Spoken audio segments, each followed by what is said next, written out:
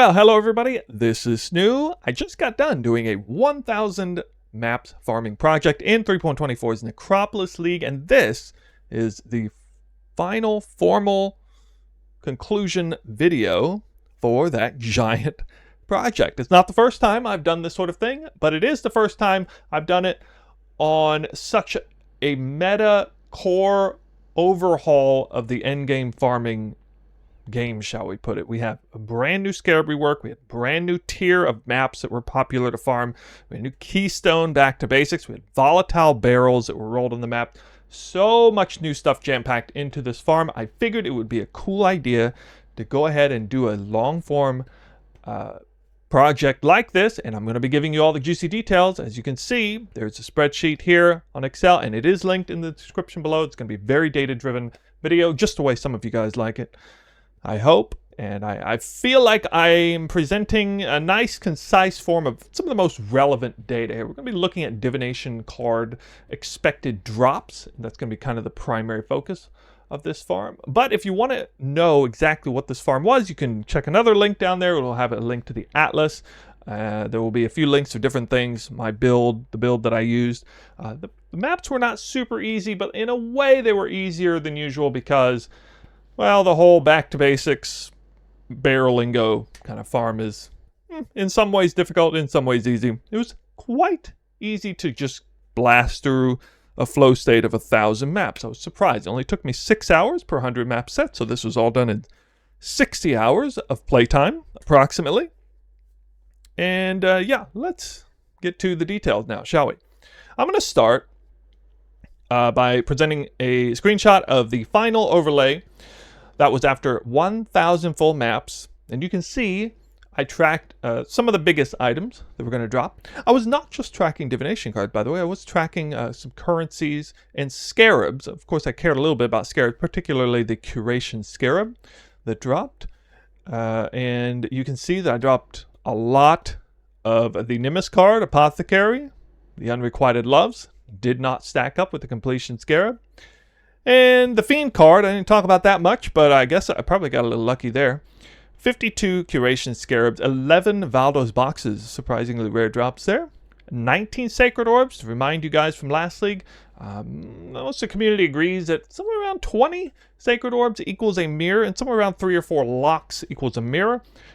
So it looks like I should have probably dropped a mirror, one raw mirror in that 1,000 set. I did predict that I would, but I didn't. And then an odd drop for this strat would be a Mage Blood. It's pretty rare to see. I think I only saw a grand total of 2 tier 0 uniques. That's one thing we didn't farm. Not target farming uniques for this one. But anyway, that is some of the overlay. Now, I didn't track everything else. I didn't track 7 years on that overlay. I didn't track Brothers' Gifts and a few other things. But, yeah. Anyway, this is the sheet that we're going to be looking at for the most part. It says 3.24 is 1,000 back to basics, 140% quant, and 60% increased currency, meaning I rolled these tier 17 fortress maps. Forgot to mention it's fortress maps because it spawns with some free barrels. And so that's kind of why it's generally considered the best map for any sort of barrel related volatile barrel strat. I wanted to track currencies as well, so I kind of mandated that I had a currency roll. Not 100% of the maps had currency, but most of them did. I'd say 98% of the maps probably. 140% quant to help elevate the quantity of drops from the barrels. Now, while they don't track Magic Find on gear, they do track Magic Find from the map, or area. So area quantity does matter a lot there, not area rarity, however. Then we use the Divination, Curation, and Completion Scarabs as the 4 Scarabs used on here, and we just send the map through.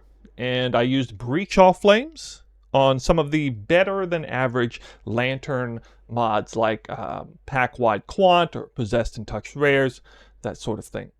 The results are, on the left, common cards that I tracked, and some of the more rare cards on the right-hand side. And it's going to be important to have these kind of split down the middle. So, to start with, we have the card weightings. Now, where did I get that? I got that from this section here. This is the Prohibited Libraries sample test, a giant stack deck testing for 3.23, which was the previous league. So, is it possible that the weightings have changed since then? Yes, very unlikely. They don't typically, GGG doesn't typically go in and tamper with the weightings And if they do, it's quite often kind of a big deal or made a big deal when it happens. You can see on the bottom I have unrequited love, and then we're going to go over here and use the column average weight. That's the important thing there. And this is kind of where I get the weightings. Now, could be a low weighting, could be high weighting. They use the algorithm to kind of determine this number.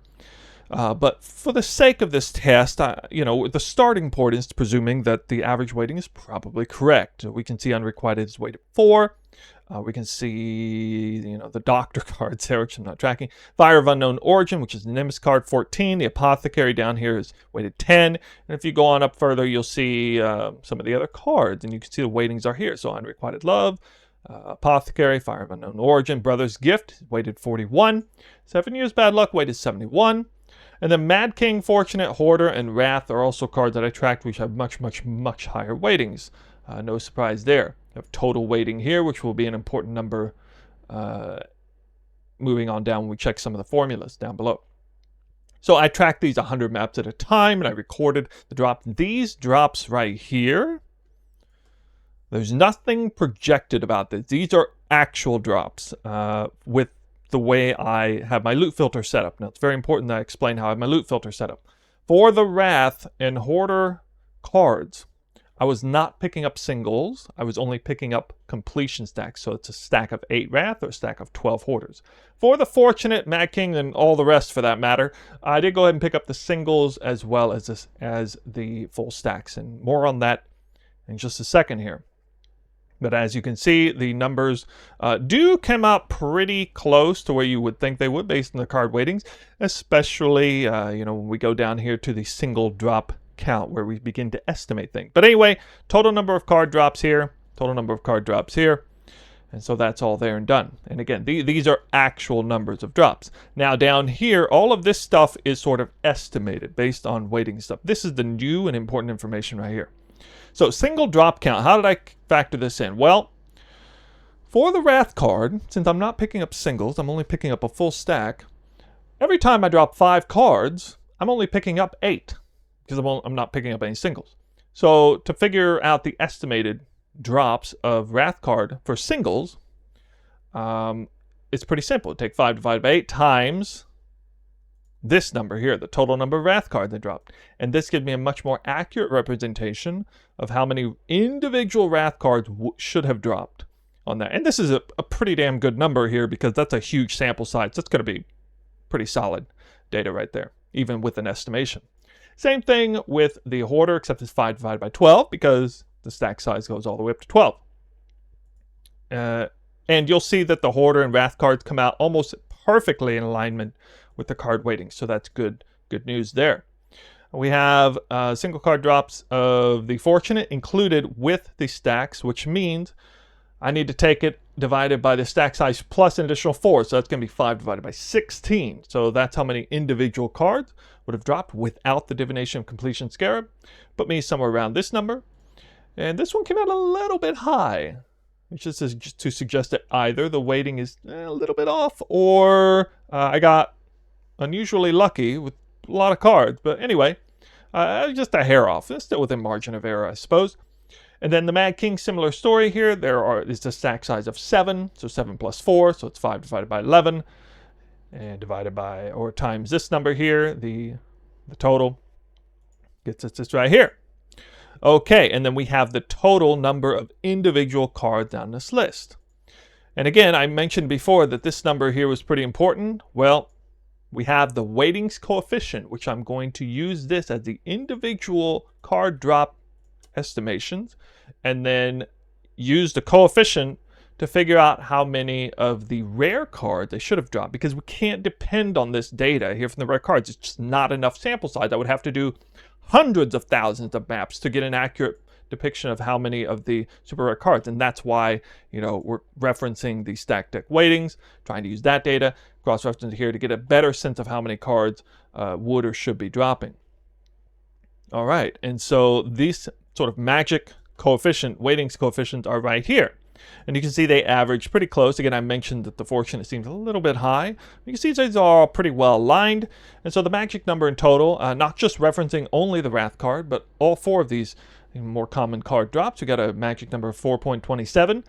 And that's pretty simple what to do with this.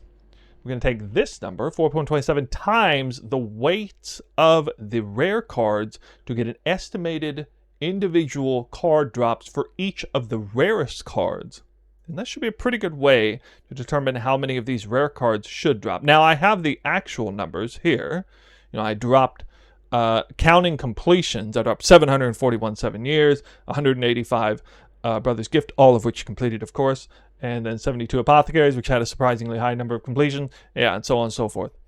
But for single drops, the estimation comes here. If I take this number, as you can see, I take H9, or sorry, F27 here is 4.27 divided by H9, which is 71, and we get 303 individual 7 years bad luck projected in 1,000 maps. And the same thing for Brother's Gift. Same thing for Apothecary, the Nimbus card, and Unrequited Love. Here's an interesting data point. I dropped 16 individual Unrequited Love. We know that they're only individual. And I suppose I should have dropped 7, if indeed the Unrequited Love average weight is 4. Now, I mentioned before I thought it might be 3, but I mean, that looks pretty good. Looks pretty good to me. Now, for the estimated completion is the last data point here to look at. For this, we're gonna it's kind of the inverse of how we calculated these, right?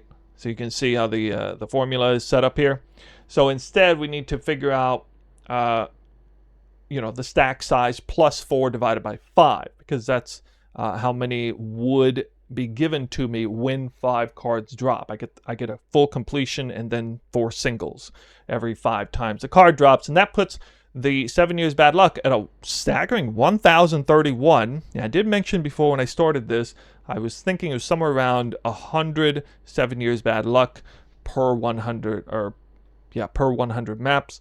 And I mean, that looks right for here. May not look right for what happened, but definitely looks right according to this formula. The Brother's Gift card is, I think, this is the only one that I over exceeded the expectation here. I dropped 185. I should have dropped 175. The Apothecary, pretty close. Now, I feel like I got lucky on Apothecary, but I mean, well, maybe not. I don't know. Looks like it's there. And then the Fire of Unknown Origin is also pretty close. And I do feel like I got a little unlucky with that one, at least relative to the Apothecary. So maybe that makes sense. So 132 of the Nimbus card. I only dropped 114. And then the big daddy of them all, as all of you who are following were aware, that I did not stack a single Unrequited Love. I should have stacked it at least 3 times. And yeah, if I drop 17 singles, it's going to be 3 stacks, 3.2 stacks or something like that.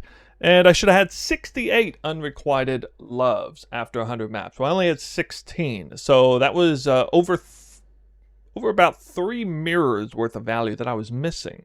Now, I didn't tell you this. I net profited about 780 divines. Net profit, the price of the curation fluctuated a bit. The value of mirror shards fluctuated a bit. Basically, all of that went up in value over time. But fairly liquidable because, again, we're primarily targeting just raw currency, Scarabs, and Divination card. Mostly Divination card value. And if you turn the Divination card in, a lot of it's just like pure currency anyway. So that is the big picture right here. This is everything right here. So this will be linked down in the description below. But these were my findings. And again, it was a sort of back to basics, curation, divination, barrel and go. And it was focusing on the Volatile Barrel role that currently exists on Tier 17, the Fortress map, which automatically spawns some barrels anyway. And it is not the only strategy out there. There is a much more juiced up version strategy that doesn't involve back to basics. But that would have been more than a major chore to have done 1,000 in that map. So in conclusion, this was pretty easy to do, actually. I think out of all of the major, 500 or 1,000 map session, this one was the easiest one to complete. The maps were the shortest, I believe, and with a less than mirror tier character would be pretty tough. Definitely is a certain benchmark of a character to reach to make it easy. But if you have the character like I had, very easy to just breeze through all of these maps. I did brick on average 1, maybe 2 maps every 100 maps. I probably bricked like 10 or 15 maps, 10 to 15 maps out of 1,000, just so you're aware. But, you know, pretty good results otherwise. So, hope you got something out of this video. Hope you maybe enticed a bit by the idea of this super high stakes divination farming strat. Every time I did this, it costs over 12 to 13, sometimes 15 divines per map to do it. And I only net profited 780 divines. But it would have been 3 mirrors more than that if I just had average luck. You know, for everybody who's out there with me, like me, who is evidently in the bottom 2 percentile of RNG with unrequited loves, there's somebody out there who would have had 5, 6, 7, 8 stacks in the same amount of time. And a raw mirror, too, that would have dropped. So I had a lot of fun. I wasn't too worried about the results. I really just wanted to see the data points at the end. And I hope you can appreciate this little sample size here. It's a little bit unfortunate that this strategy, the stakes, the way they are, I gotta say, even 1,000 maps is not that great of a data sample size. But it's a brand new farm, and it's nice to be able to, you know, compile something up and give it to the masters on Reddit for them to have their way with it. So anyway, that's it from me for now. This more or less concludes my league experience for 3.2024. I did not dislike this league nearly as much as everybody else did. But, you know, it definitely wasn't one of the best leagues ever, for sure. It wasn't like Calandra League or anything for me. But yeah, we're still going to be doing some PoE content before the league finishes.